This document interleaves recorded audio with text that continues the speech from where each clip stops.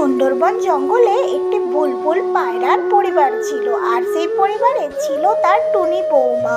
তো টুনি বৌমা অনেকদিন বিয়ে হয়েছে, কিন্তু তার কোনো বাচ্চা কাচ্চা হয়নি। সেই জন্যই বুলবুল পায়রা সবসময় তাকে তাড়া দেয়।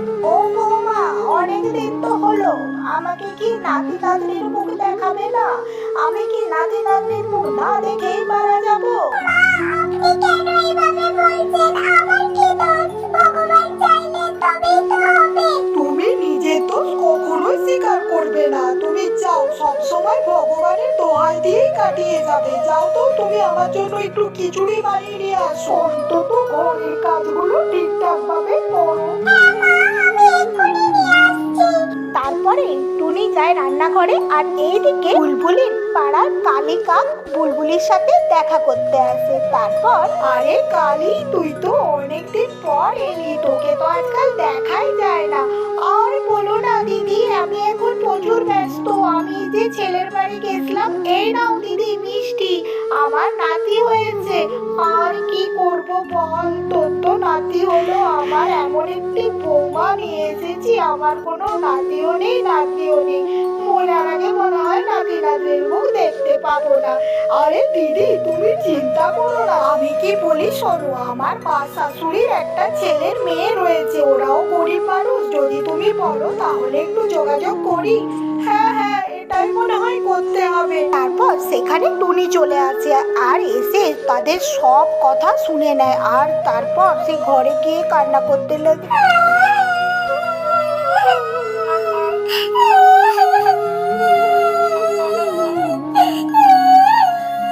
তারপর সন্ধ্যাবেলা টুনির পর টোনা ঘরে আসে। আসার পর টোনার মাতাকে বলে, টোনা, আমি অনেক অপেক্ষা করলাম, কিন্তু তো এখনো নাতি নাতির মুখ দেখতে পেলাম না। তাই আমি তোর দ্বিতীয়বার বিয়ে দেওয়ার জন্য যোগাযোগ করছি। কালিকাক এসেছিল, তারাতে মেয়ের সন্ধান আছে, তোর আমি বিয়ে দেব। তুই কি বলছিস বল? ঠিক আছে মা, আমি রাজি, তুমি বিয়ের যোগাযোগ করো। তারপরে টোনা ঘরে যায়। তারপর টুনি কাঁদে। তুমি কি করে এটা করলে? আমি বেঁচে থাকতে তুমি আমার দ্বিতীয় বিয়ে করবে? আমি কোথায় যাব? এই, আমি অনেক অপেক্ষা করেছি, আর পারবো না। এবার মা যেটা বলবে সেটাই হবে। আর শোনো, আমি তো তোমাকে চলে যেতে বলিনি ঘর ছেড়ে। সেও থাকবে, তুমিও থাকবে। তোতে তোমার কি অসুবিধা বলো তো? আমার পক্ষে ছুটি নিয়ে সংসার করা সম্ভব নয়, তাই তুমি থাকো, আমি চলে যাচ্ছি। তারপর টুনি ঘর থেকে বেরিয়ে যায়, আর নিজের পেট চালানোর জন্য পরের বাড়িতে জিয়ের কাজ করে। এইভাবেই পেট চালাতে থাকে। তারপর একদিন টুনির হঠাৎ বমি হয়। এটা দেখে টুনির মনিব টুনিকে জিজ্ঞেস করে, টনি, তুই এত বমি করছিস কেন? আচ্ছা দাঁড়া, আমি আমার বাড়ির ডাক্তারকে ডেকে তোর চেকআপ করিয়ে দিচ্ছি। তারপরে ডাক্তার আসে, এসে বলে, এর পেটে তো 2 মাসের বাচ্চা। আর শোনো, আমি এই ওষুধগুলো লিখে দিচ্ছি, এই ওষুধগুলো ওকে টাইমে টাইমে খাওয়াবে, বুঝতে পারলে? তারপরে টুনি খুব কান্না করতে থাকে, বলে, ম্যাডাম, আমার এই বাচ্চা চাই না। যখন এই বাচ্চা জরুরি ছিল তখন আসেনি, এখন আমি নিয়ে কি করব? এখন আমার মাথার সাতটাই নেই, আর আমার স্বামী আমাকে ঘর থেকে বের করে দিয়েছে। আমি কি করব? এই বাচ্চা আমি রাখতে চাই না, আমি নষ্ট করে দেব বাচ্চা। এখন আমি কি করে ওকে বড় করব বলো? তুই চিন্তা করিস না, তুই যদি চাস আমি তোর বাচ্চাকে দত্তক নিয়ে নেব। আমারও তো কোনো বাচ্চা নেই।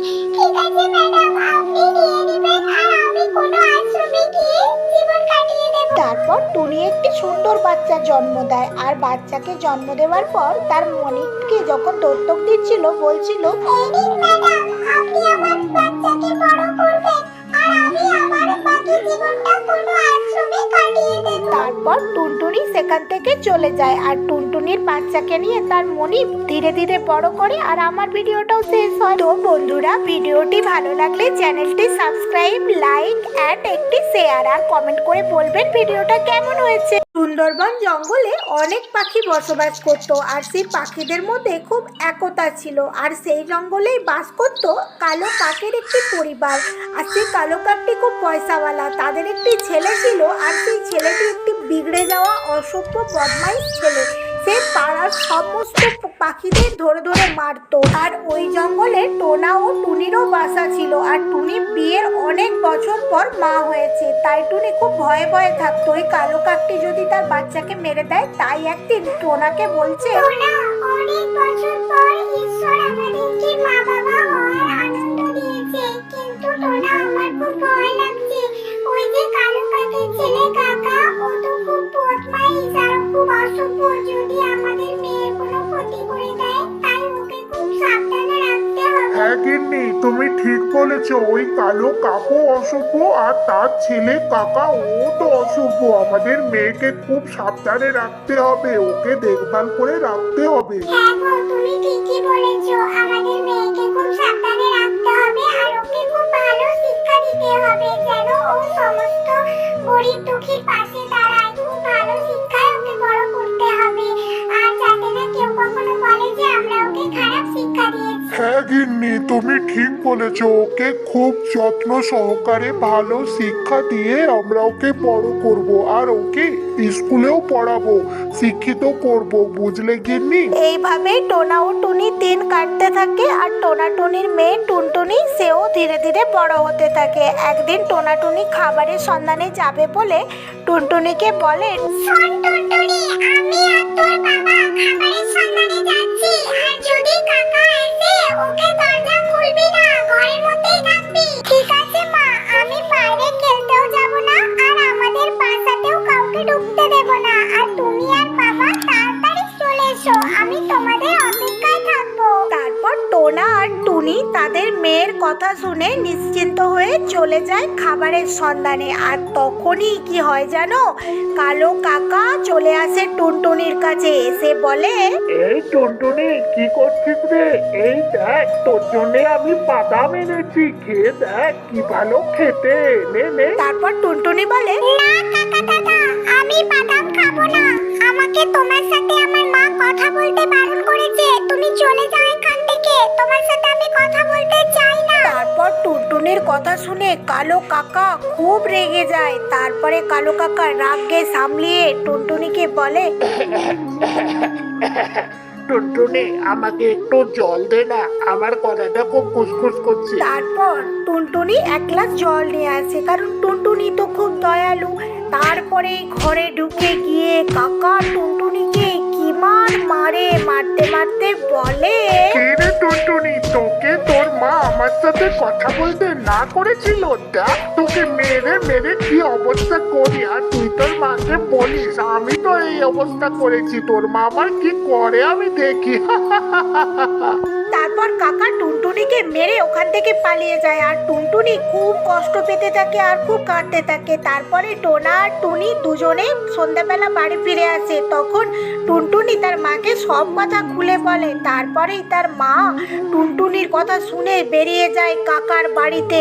বাড়িতে গিয়ে দেখে, তারপর টুনি কাকার বাড়ির কাছে পৌঁছে দেখে কাকার বাবা কালু ওখানেই বসে আছে। তারপরে কালুকে বলে, কালু দাদা, জানো তোমার ছেলে কত বড় অশুভ শয়তান হয়েছে? আমার মেয়েকে কি অশুভ ভাবে যাচ্ছে তাই ভাবে মেরেছে। তুমি তোমার ছেলেকে সাবধান করো, না হলে একদিন তোমাকে কাটতে হবে। টুনটুনির কথা শুনে কাকার মা ঘরের ভেতর থেকে বেরিয়ে আসে আর এসে বলে, টুনটুনি, যবে থেকে তুই মা হয়েছিস তবে থেকে তোর অহংকারে পা মাটিতে পড়ছে না। তাই তোকে বলছি সাবধান হ, আমার ছেলের নামে বাজে কথা বলবি না। আমার ছেলে খুব ভালো, দেখ আমার ছেলে পড়াশোনা করছে, তোর মেয়ে মিথ্যে কথা বলছে। আর কোনোদিন যদি আমার ছেলের নামে মিথ্যা কথা বলতে আসিস, তোর একদিন কি আমার একদিন। যা এখান থেকে চলে যা, একদম আমার ছেলের নামে বাজে কথা বলবি না বলে দিচ্ছি। এই ঘটনার পর কাকা মোটামুটি কিছুদিন খুব শান্তভাবে থাকতে লাগলো। তারপরে আবার একদিন বেরিয়ে দেখে একটি ঈগলের বাসায় একটি বাচ্চা ঈগল বসে রয়েছে। তাকেও খুব মারতে মারতে একবারে মেরেই ফেলে। মেরে দিয়ে তারপর খবরটা ঈগলের বাবা আজ্ঞার কাছে পৌঁছায়। আজ্ঞা তার দলবল বন্ধু বান্ধব যা ছিল সবাইকে নিয়ে এসে কাকার বাড়ির ভেতর গিয়ে কাকাকে জোর মারতে কাকাকেও মেরে ফেলে। তারপরে কাকা মারা যাওয়ার পর কাকার কি করলো জানো, কাকাকে নিয়ে গিয়ে পুড়িয়ে দিল। দিয়ে সমস্ত পাখি মিলে শান্তিতে ঘরে বসবাস করতে লাগলো, বুঝলে বন্ধুরা?